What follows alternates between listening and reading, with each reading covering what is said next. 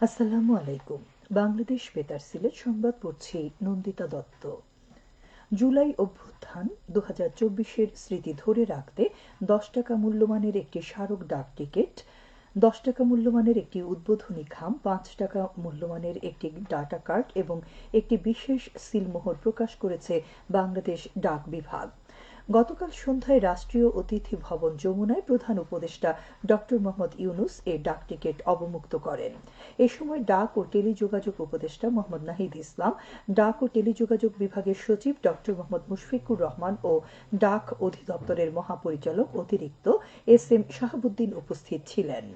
ডাক টিকিটের থিম হিসেবে জুলাই গণ অভ্যুত্থানে নারীদের স্বতঃস্ফূর্ত অংশগ্রহণকে চিত্রায়িত করা হয়েছে। নারীদের ভূমিকা জুলাই গণ অভ্যুত্থানকে ত্বরান্বিত করতে যে ভূমিকা রেখেছে তা তুলে ধরা হয়েছে ডাক টিকিটটিতে। মৎস্য ও প্রাণী সম্পদ উপদেষ্টা ফরিদা আক্তার বলেছেন, চাষের মাছের উপর নির্ভর করে থাকা যাবে না, দেশীয় প্রজাতির মাছের উৎপাদন বাড়াতে হবে। বাইক্কা বিল সহ দেশের সব মৎস্য অভয়াশ্রম খননের ঘোষণা দিয়ে তিনি বলেন, হাওরের মাছ রক্ষা করতে হলে হাওড়াঞ্চলে ধান সহ অন্যান্য ফসলে কীটনাশক ব্যবহার বন্ধ করতে হবে। তিনি গতকাল দুপুরে মৌলভীবাজারের শ্রীমঙ্গল উপজেলার হাইল হাওরের বাইক্কা বিল ও মৎস্য অভয়াশ্রম পরিদর্শন শেষে এসব কথা বলেন।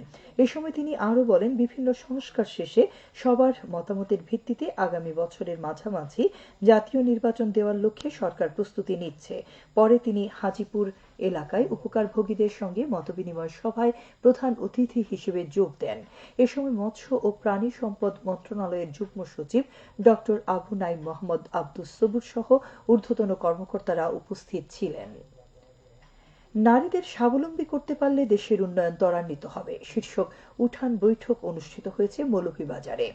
আজ সকালে সদর উপজেলায় খলিলপুর ইউনিয়ন পরিষদ প্রাঙ্গণে অনুষ্ঠিত এই বৈঠকে বক্তারা বলেন, বর্তমান সরকার নারী সমাজের উন্নয়নে বিভিন্ন কর্মসূচি গ্রহণ করেছেন, যার ফলে পিছিয়ে পড়া নারীরা স্বাবলম্বী হয়ে দেশের উন্নয়নে অগ্রণী ভূমিকা পালন করতে পারবেন। এতে বিভিন্ন গ্রামের সহস্রাধিক নারী উপস্থিত ছিলেন।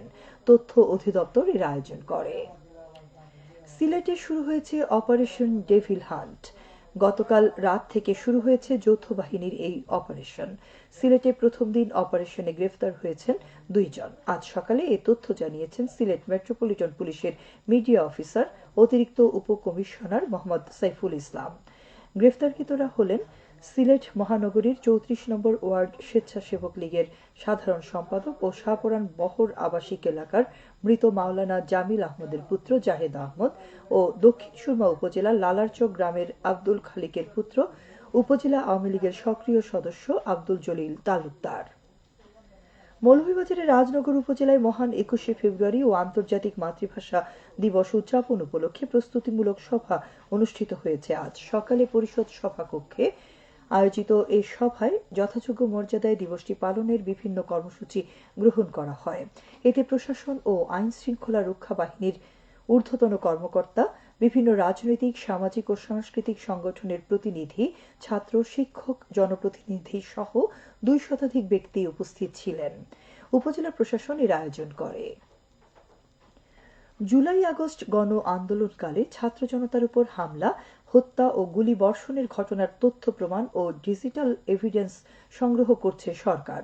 এই লক্ষ্যে গত 1 জুলাই থেকে 5 আগস্ট 2024 পর্যন্ত ব্যক্তিগত মোবাইল ফোন ক্যামেরায় ধারণকৃত স্থির চিত্র ও ভিডিও ফুটেজ আন্দোলনের ছবি .pulish.gov.bd এই ওয়েবসাইটে আপলোড করার আহ্বান জানানো হয়েছে। একটি মোবাইল নম্বর দিয়ে প্রতি ঘন্টায় সর্বোচ্চ 1টি এবং প্রতিদিন সর্বোচ্চ 5টি করে স্থির চিত্র ও ভিডিও ফুটেজ আপলোড করা যাবে। প্রতিটি ফাইল আপলোডের পূর্বে আপলোডকারীর মোবাইল নম্বরে একটি ওটিপি প্রেরণ করা হবে।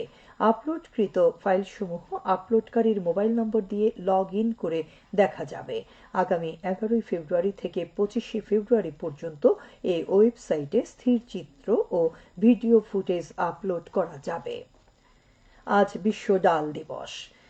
বিভিন্ন কর্মসূচির মাধ্যমে দিবসটি পালিত হচ্ছে। জাতিসংঘের খাদ্য ও কৃষি সংস্থা দ্বারা বিশ্বব্যাপী খাদ্য হিসেবে শুকনো মটরশুঁটি, মসুর, শুকনো মটর, ছোলা, লুপিন অর্থাৎ ডাল জাতীয় খাবারের গুরুত্বকে স্বীকৃতি দেওয়ার জন্য দিবসটি পালন করা হয়। 2019 সাল থেকে প্রতি বছর 10ই ফেব্রুয়ারি দিবসটি পালিত হয়ে আসছে। বর্ণিল আয়োজনে অনুষ্ঠিত হল সিলেটের ঐতিহ্যবাহী শিক্ষা প্রতিষ্ঠান রাজা গিরিশচন্দ্র মাধ্যমিক স্কুল ও কলেজের বার্ষিক ক্রীড়া প্রতিযোগিতার পুরস্কার বিতরণী অনুষ্ঠান। আজ সকালে আনুষ্ঠানিক পতাকা উত্তোলনের মাধ্যমে শুরু হয় অনুষ্ঠানমালা। অনুষ্ঠানে প্রধান অতিথি ছিলেন সিলেটের অতিরিক্ত জেলা প্রশাসক শিক্ষা ও আইসিটি মোহাম্মদ নুরের জামান চৌধুরী। অনুষ্ঠানে ক্রীড়া শিক্ষক সহ শিক্ষক, অভিভাবক ও শিক্ষার্থীরা উপস্থিত ছিলেন। এর আগে সপ্তাহব্যাপী বার্ষিক ক্রীড়া প্রতিযোগিতায় প্রায় 40টি ইভেন্টে অংশ নেয় শিক্ষার্থীরা। এসব প্রতিযোগিতায় বিজয়ীদের হাতে পুরস্কার তুলে দেন অতিথিরা। সবশেষে আবহাওয়া। রাত 1টা পর্যন্ত পূর্বাভাসে বলা হয়েছে সিলেট সহ পার্শ্ববর্তী এলাকায় আজ কোনো সতর্কবাণী নেই এবং কোনো সংকেতও দেখাতে হবে না। আজ সিলেটে সূর্যোদয় হয়েছে 6টা 30 মিনিটে এবং সূর্য অস্ত যাবে 5টা 43 মিনিটে। সংবাদ শেষ হলো। আমাদের পরবর্তী স্থানীয় সংবাদ প্রচারিত হবে সন্ধে 7টায়।